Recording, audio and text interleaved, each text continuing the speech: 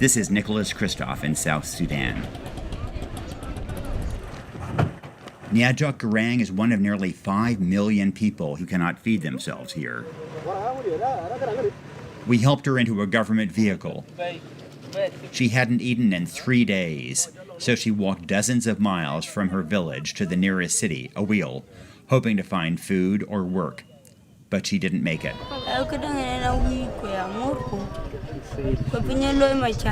She's never been hungry before, she says, but with her husband off at war and a drought that stunted her harvest, she was so desperate that she fled, leaving her 2 children with neighbors. Will the neighbor feed them?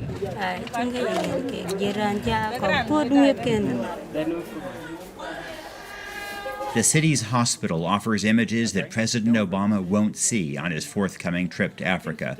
South Sudan will be high on his agenda, though, because the U.S. helped establish this country, and now it's collapsing in war, economic misery, and hunger.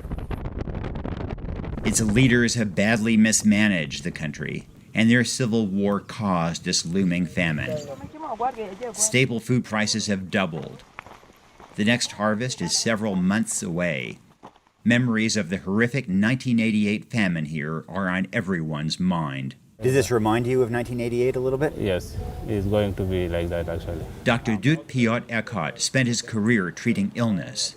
Now his ward is overrun with casualties of war. Is this the worst you've seen it here? Yes.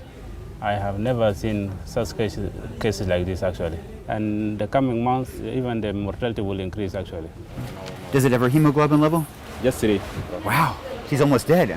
If 30-year-old farmer Abuk Aju Bol survives, Dr. Dut will release her. But he predicts she'll be back because the government isn't able to address the starvation crisis. Abuk? Starvation isn't a medical issue, so all he can do when they're discharged is give them petty cash from his own pocket. We cannot solve this kind of problem actually. Is it always you can just come and put your hand to your pocket? It is very difficult actually. It's common to see malnourished kids in such places. That every bit of energy goes into keeping their organs alive. They don't cry, they don't laugh, they don't do anything. But I'm always particularly alarmed when I see adults wasting away. That means famine is approaching. And if you're wondering where are the men, well, the culture dictates they get first dibs on food. In rural areas, the crisis isn't much better. We took a series of helicopters to reach these internal refugees. They're among the 1.5 million displaced South Sudanese, lucky enough to have escaped massacres with reports of rapes and castrations. They've settled near swampland because it's one of the only places without fighting. It's also without much food, unless you count roots of water lilies, which keep them alive.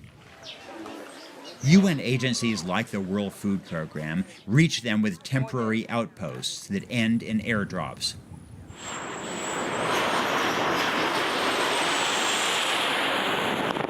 $1,100 bags that will last several months.